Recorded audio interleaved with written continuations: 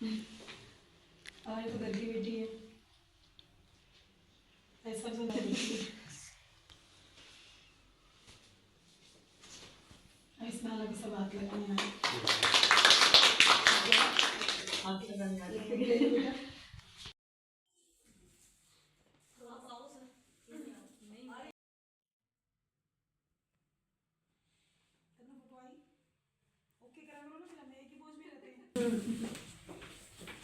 आपने इतनी बड़ी सफलता हासिल की और राजस्थान में पहला स्थान प्राप्त किया है, तो इसमें आपका किन किन का साथ रहा और आपने ये कैसे मुमकिन किया?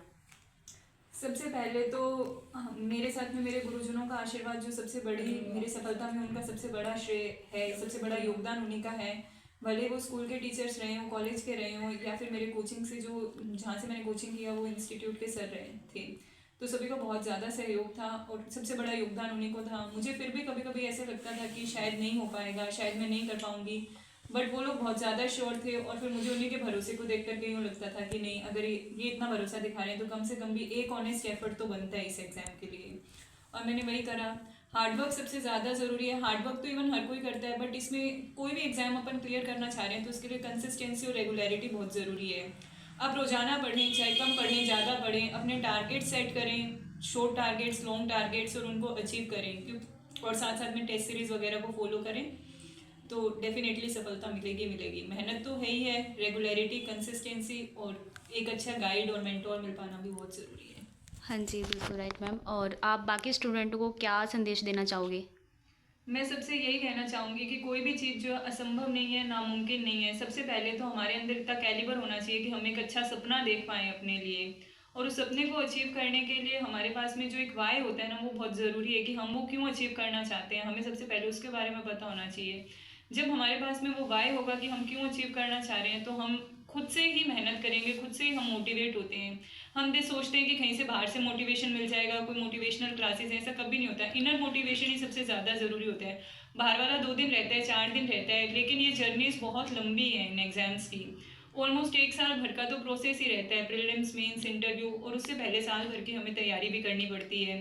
तो वो चीज़ है कि अगर आप इनर मोटिवेटेड हैं कि नहीं मुझे तो करना ही है, मेरे लिए सबसे बड़ा ये था कि नहीं मुझे फर्स्ट अटेम्प्ट में ही क्लियर करना है, तो मैं हर दिन उसी हिसाब से मैंने अपने आप को और ज़्यादा रिफाइन करा, जो कमियां लगती थी उनको दूर करा, कभी लगता था कि स्टडी आवर्स कम हो रहे हैं तो उनको बढ़ाया, सब चीज़ें, कुछ कुछ सेक्रीफाइसेस भी किए, स्पेसिफिकली सोशल मीडिया जो है, क्योंकि वो सबसे ज़्यादा परेशान करता है। तो वो सब चीज़ें थी कि ठीक है, सोशल मीडिया को भी, अपने यूट्यूब को भी इस तरीके से मैंने उसको मेंटेन करा कि मैं उसको खोलूँ तो उसमें मुझे पढ़ने से रिलेटेड, मेरे से मतलब जो चीज़ें मुझे चाहिए वो मिले, तो मतलब अगर टाइम भी वेस्ट हो रहा है तो उस पर रहे। और बाकी अदर एक्टिविटीज़ को भी ध्यान में रखा, ऐसा नहीं कि सिर्फ पढ़ा ही पढ़ा, क्योंकि लंबा था मेरी जर्नी लंबी थी, ऑलमोस्ट 3 साल की थी, तो मैंने वीकेंड्स वगैरह पे ऑफ भी रखा, फ्रेंड्स के साथ में भी।